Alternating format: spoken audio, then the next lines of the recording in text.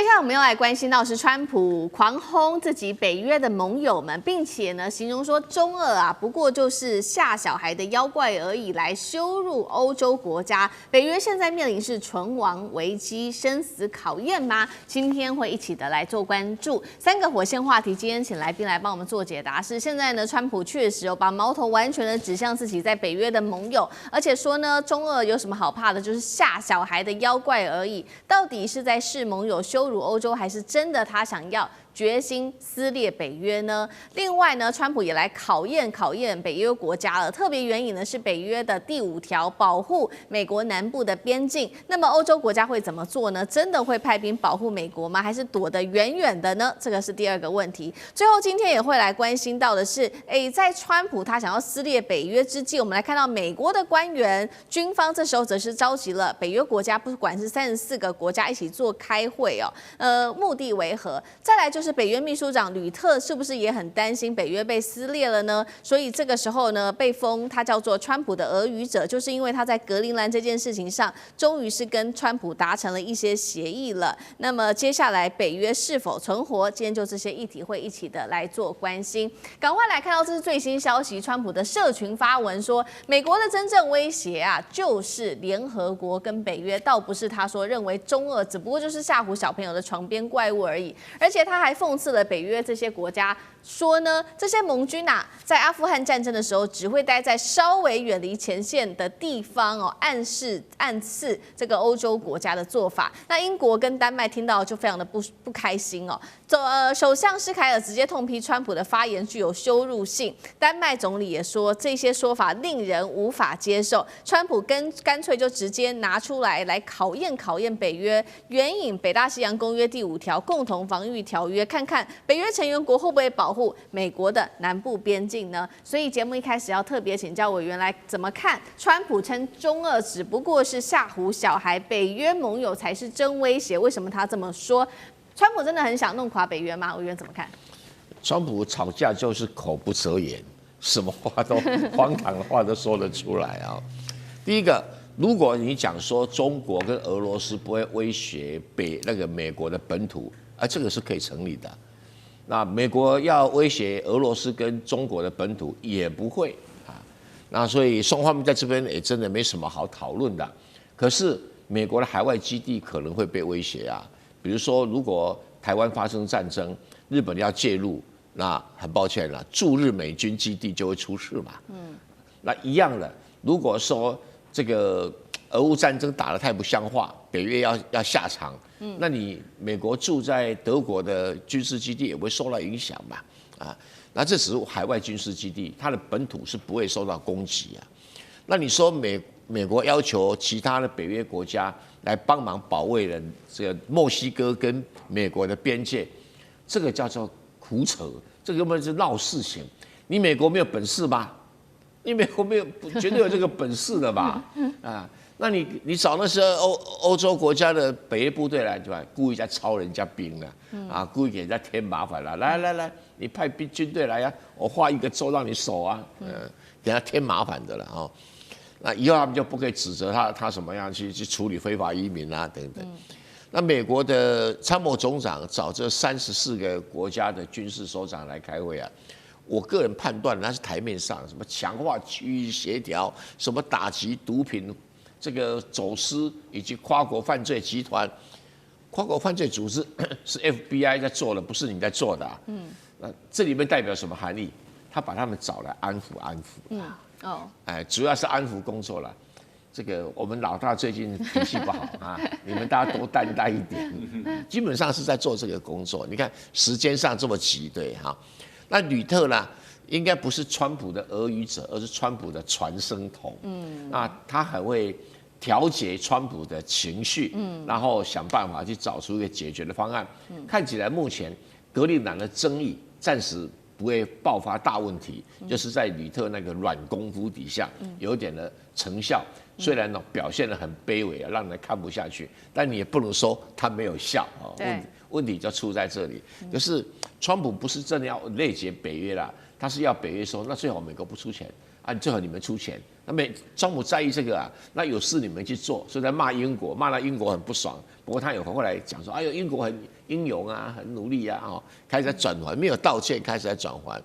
哎，不過美國把這個跟北約跟歐洲國家關係搞這麼糟，對中國跟俄羅斯來講是好事情。對，好，那剛剛也提到說，川普他有援引北約第5條嘛，就是要這些北約國家幫忙守住美國南方邊界，合不合理？然後北約歐洲國家會乖乖上前線嗎？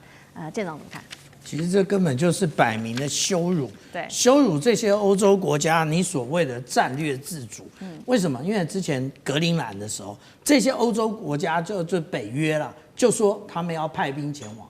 但是派的到底是什麼兵呢？我們這樣講，英國派了1個，那荷蘭派了1個，芬蘭派2個，那挪威派了2個，瑞典派3個，那德國感覺上好像派的蠻多，派了13個，可是到了馬上撤回。那還有法國的15個，我們這樣講啊，連一個牌都湊不齊啊。那現在呢，他就說他就是用這種方法呢來取笑北約，就是說你根本就沒有這個實力。格陵蘭這麼大的一個全世界最大的島嶼，你搞半天你只派了這麼一點人，那你是演一演而已嘛。那有關於北約第5條的部分啊，其實他講得非常清楚啊。那對那個如果對於歐洲或北美的一個國攻擊視為對締約國全體之攻擊，他講的他現在是在為這個未來他可能跟墨西哥的這個關係先埋下伏筆嘛。那大家不要認為不可能哦，因為為什麼？因為之前就有人提到過說，他是不是有可能做一種假旗行動，好像自己被攻擊了。格陵蘭也可能是這樣哦，因為格陵蘭事實上有圖勒空軍基地，現在已經改名叫做皮圖菲克太空基地。我假裝我被攻擊一下，然後呢，我就開始要求北約那個支援美國。那另外，其實大家注意到第5條的時候，其實更重要的在第6條啊。為什麼？因為第6條它裡面講到說，它對於這個反擊呢，它有限制區域的，也就是在地中海上空或者是北回歸線以北的北大西洋地區，它不是全世界通通都去的。所以我們從這裡也可以看出啊，第一個，也就是北約當初他在建立這套機制的時候，他並沒有想到北約自己會出現這一種川普總統啊，那直接衝北約的康。那第二個呢，也就是他完全沒有想到說現在的這一個狀況的時候，北約可不可以把成員國踢出去？例如說把美國踢出去，當初也沒有這種機制，所以現在真正困擾的是北約這些盟國如何處理美國問題。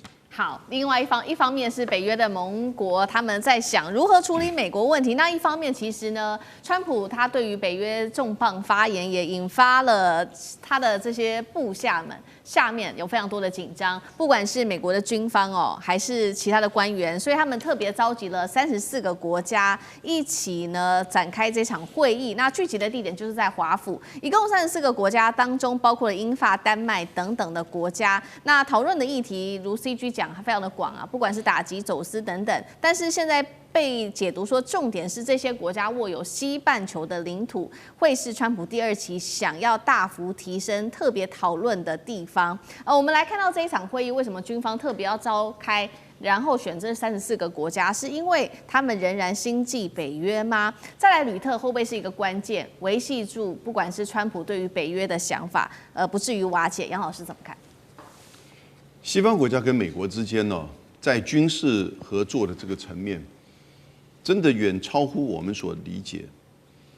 現在川普的各種這種放話式的批判，那甚至可能進行到貿易、科技上的這種制裁，對加拿大、對歐洲，甚至威脅要去買格陵蘭，他們都了解哈，這是川普眼前的放話作為，最多再忍受3年。雖然我覺得這3年其實很長哈，但是不要忘記哦，西方尤其是歐洲國家跟美國那個安全跟軍事的關係，依附着美國的軍事的保護。從1次大戰、2次大戰、冷戰到俄烏戰爭，以及俄烏戰爭結束之後，俄羅斯的安全上的威脅，歐洲不可能脫離美國。現在在歐洲從波蘭、德國、意大利到比利時都有美國駐軍，美國的武器10萬人以上。雖然英法有核武啊，但是呢不足以對抗俄羅斯。在這個多極的環境當中哈，安全還是最核心的價值。所以我就覺得，其實在美國以及在西方現在很清楚，川普代表的是他的 MAGA 的理念，以及他個人或他周邊的這些目前的美國的政策。雖然他某種程度反映出來美國實力的衰退，以及想要去鞏固地盤，然後呢，對於以前的這些盟邦覺得你老是占我便宜的不滿，中間想要趁機多賺一點錢或者拿一點領土。可是呢，另外一個層級叫軍工複合體，他們很清楚的知道，美國跨大西洋之間的這個整合不可以這個就是受到影響，因為這裡不只是軍工產業，不只是游說的利益啊，各種的這種利益，然後呢，最重要的是什麼？就整個跨大西洋的安全的穩定，自己本身的安全穩定，以及掌控全世界的一個核心。這個軍工複合體，從軍火產業到政治人物，到學者、游說客，那甚至呢，尤其是這些軍事人員，他們當然很清楚。你現在看看他在第一島鏈，雖然他的戰略報告發布的是說，好像在太平洋之間中美可以合作，可是事實上他要求第一島鏈要自己負擔起嚇阻的效益，而他也不斷的加大對第一島鏈的軍購、軍事以及就是戰略上的連結。那最近台灣不是媒體剛登嗎？在我們的國防部裡面成立一個叫做這個聯合火力協調中心，那什麼東西？就是台美共同在台灣的內部來去做協調，美國提供資訊，以及順便監督美國賣給台灣的這些武器如何使用，不會被先制攻擊，但是呢，真的遭受攻擊的時候，如何聯合協調，以增加嚇阻力。這種軍工複合體還是持續的在做，加強的在做，悄悄的在做。表面上是什麼說？區域協調，共同打擊毒品走私跟跨國犯罪，那需要搞34個國家的這種大將軍來嗎？當然，這是表面上講的話，不能讓川普太不高興。